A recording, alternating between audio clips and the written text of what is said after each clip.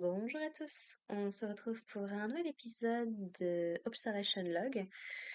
Dans un épisode, alors qui m'a permis de bien apprendre les noms de un petit peu tous les personnages qui gravitent autour de Cécile et de Bertia, puisque Bertia s'est donné pour objectif de jouer les entremetteuses dans cet épisode.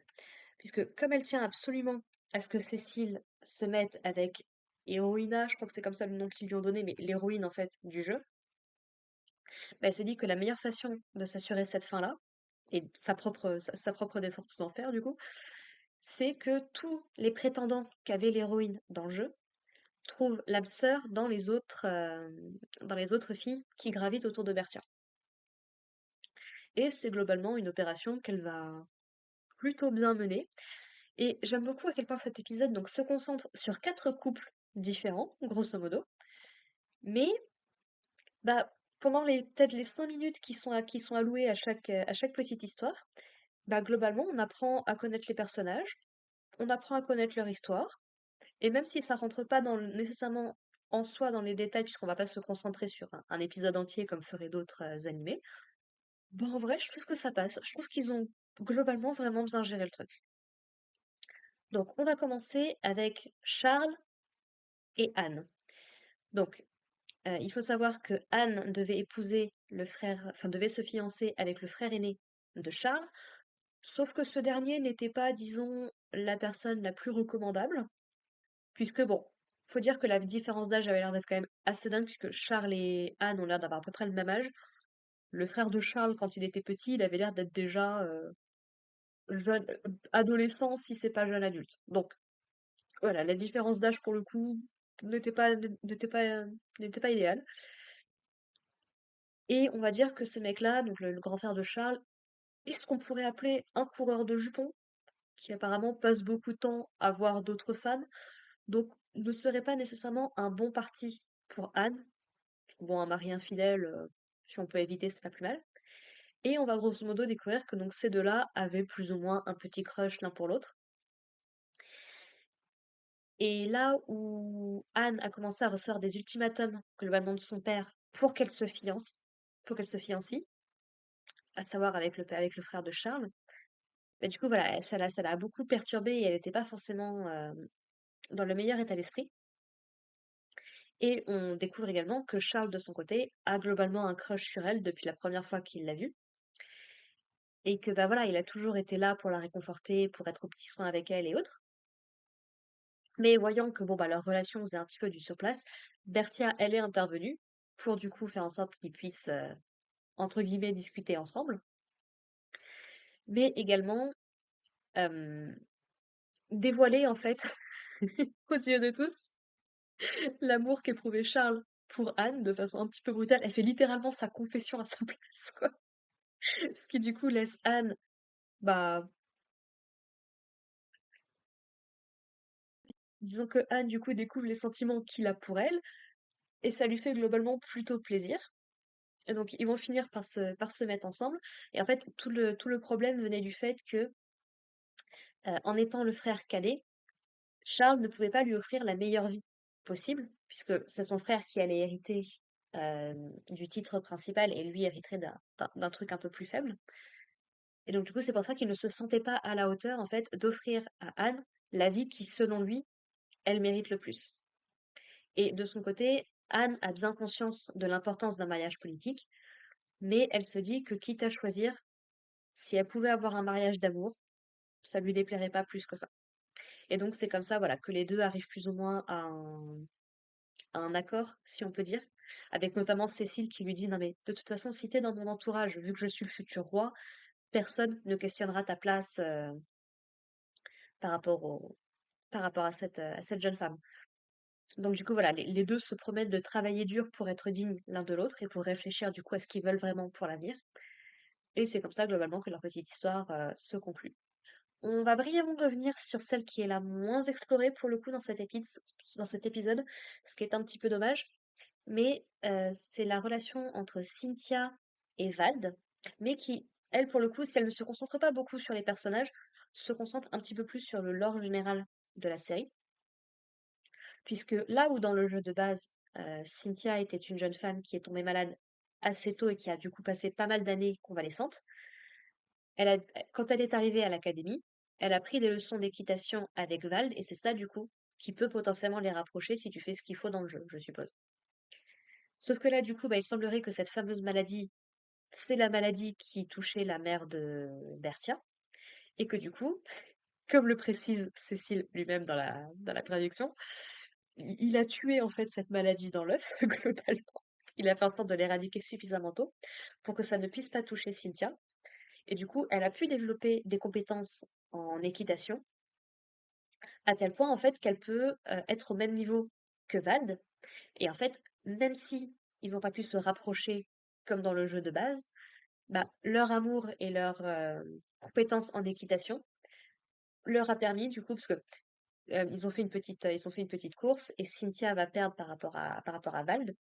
Mais du coup, bon, bah voilà, elle se dit qu'elle s'est beaucoup amusée, donc elle aimerait beaucoup refaire ça plus tard avec lui. Et lui, de son côté, se dit, bah, vu le niveau que vous avez, faut que je continue à m'entraîner pour rester au niveau. Et du coup, voilà, donc ça les rapproche et ils vont passer du temps ensemble. Et on a du coup Cécile et Bertia qui en profitent pour faire une petite balade à cheval ensemble, avec Bertia sur le même cheval que Cécile. Et du coup, Cécile la trouve juste tellement adorable avec toutes ses réactions qu'il a fait exprès de lui faire peur en se dirigeant vers une espèce de crevasse pour que le cheval saute par-dessus. Et ouais, non, voilà, encore une fois, je trouve Cécile adorable, il sait pas nécessairement trop pourquoi est-ce qu'il agit de la sorte, mais voilà, il tient à Bertha et je trouve ça vraiment, vraiment adorable. Ensuite, on va se concentrer sur Shaun et sur Johanna. Donc Johanna, c'est la présidente entre guillemets du fan club dédié à Bertia, qui du coup connaissait également le prince Cécile et qui a un crush du coup sur le prince Shaun. Alors, on ne sait pas quel âge a Shaun, mais c'est vrai qu'il fait beaucoup plus jeune par rapport au reste du cast, mais je pense du coup qu'il doit avoir l'âge de Bertia en fait. Mais du coup, c'est vrai que contrairement à Cécile qui a beaucoup plus poussé, lui il a un visage beaucoup plus poupon, mais du coup, voilà, il doit pas avoir énormément de différence avec Johanna. Et en fait, du coup, bah, voilà, Johanna, en fait, est quelqu'un qui réussit toujours à peu près tout ce qu'elle entreprend. Et ça, du coup, ça a foutu un petit peu des complexes sur Shaun, qui avait un petit peu peur d'elle, en tout cas, qui avait l'impression de ne pas être à la hauteur pour elle. C'est Cécile, justement, qui a discuté avec lui à la fin de cet épisode et qui le révèle à Bertia. Et en fait, du coup, eh ben, comme elle a appris à travers Bertia que Shaun aimait les sucreries, bah Bertia a fait en sorte d'organiser un espèce de petit cours de cuisine pour que Johanna, du coup, puisse lui faire des petits gâteaux pour qu'elle puisse ensuite lui donner.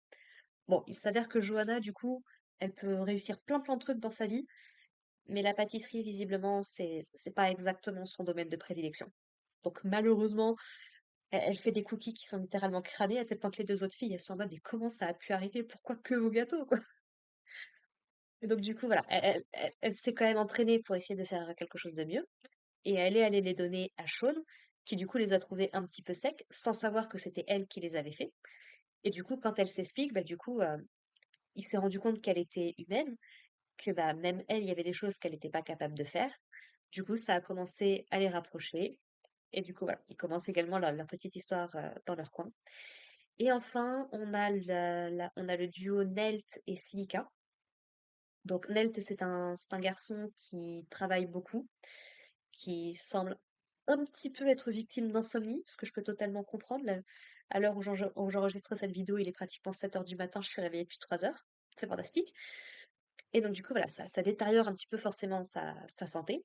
Et Silica, avec qui il est ami d'enfance, du coup, a toujours fait en sorte d'être là pour lui et de globalement prendre soin de lui. Par exemple, dans l'épisode, elle lui a préparé notamment des gâteaux aux légumes pour que ça aide un petit peu sa santé.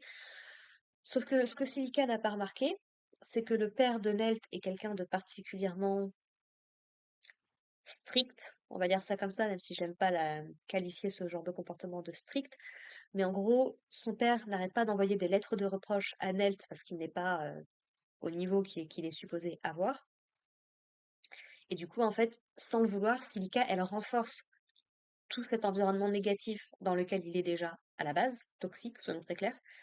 Et en fait, du coup, il finit par lui dire que faut qu'elle le laisse tranquille parce que c'est trop pour lui, en fait, et que, bah, si elle ne l'aime pas, si elle déteste aussi ce genre de choses, qu'elle arrête, en fait, de lui parler et d'être aussi, j'ai des mots en anglais, mais pas forcément en français, mais en gros, qu'elle soit trop sur son dos, quoi. Sauf que du coup, bah, Bertia va lui expliquer que, bah, tout, que Silka, elle fait plein de petites choses pour lui. Par exemple, elle lui a apporté des cookies, mais bon, déjà, elle a pensé à lui en apporter. Elle a pensé à couvrir les gâteaux pour pas que ça puisse salir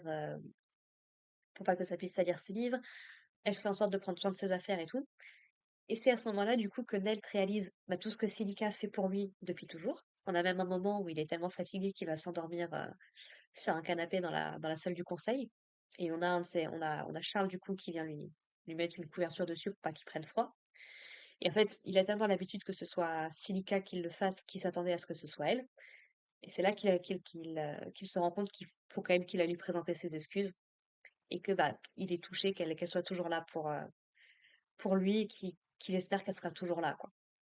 Voilà. Et donc c'est également comme ça que commence leur petite histoire. Donc voilà, on a fait grosso modo un tour de toutes les relations qui se passent dans cette académie. Et ce que j'aime beaucoup avec le personnage de Bertia, c'est que elle essaye de se présenter comme la grande méchante, puisque c'est le rôle qu'elle s'est persuadée qu'elle devait avoir. Ce que je peux comprendre, puisque quand tu incarnes le rôle de quelqu'un que tu crois connaître tout le déroulé, tu peux avoir l'envie, si t'es quelqu'un comme Bertia, que ça se passe bien, surtout quand tu tiens au personnage principal qui est le prince, enfin à la romance principale en tout cas qui est le prince. Mais du coup, même si elle essaye de se présenter comme une grande méchante, et c'est quelque chose qui fait d'ailleurs beaucoup rire Cécile, pas nécessairement dans cet épisode, mais en général, c'est qu'en fait, qu'elle le veuille ou non, c'est quelqu'un qui pense profondément aux gens et qui du coup fait énormément de bien autour d'elle. En rapprochant du coup ces quatre couples, elle leur a permis d'en apprendre plus les uns sur les autres, de faire remonter à la surface des sentiments qui étaient enfouis et qui, ah, eating, qui pesaient énormément sur tous ces personnages-là. Comme ça, ils ont pu mettre les choses à plat et ils ont pu commencer des relations globalement beaucoup plus saines. Donc, non, franchement, elle est vraiment très sympathique comme personnage. Elle est empathique, elle est attentionnée, elle est à l'écoute. Elle est un peu brute de décoffrage quand il s'agit de confronter les choses, mais parfois c'est ce que certaines personnes, dont moi, ont besoin. Par exemple, je n'aime pas les conflits, mais si on ne me pousse pas à faire des trucs, je vais avoir un petit peu du mal, quoi. Donc parfois, ça peut avoir du bon tant que ça ne devient pas toxique, bien évidemment. Et enfin, donc l'épisode se termine avec l'héroïne, du coup, qui ne comprend pas pourquoi est-ce que tout ne se déroule pas comme c'est censé se dérouler.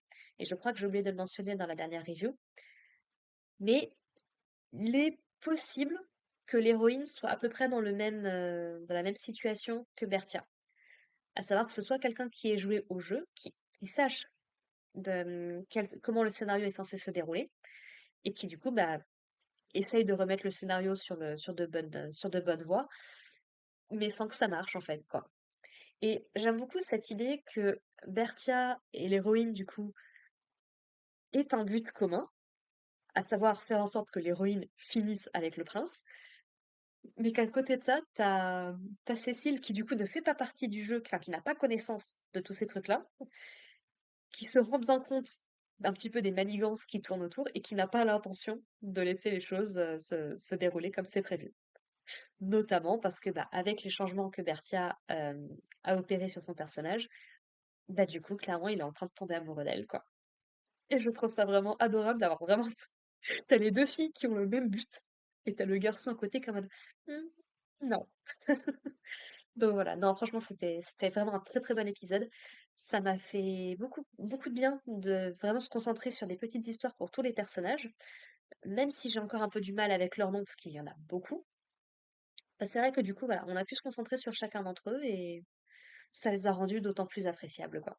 Et donc je comprends d'autant plus pourquoi est-ce que, toutes les filles aiment profondément Bertia.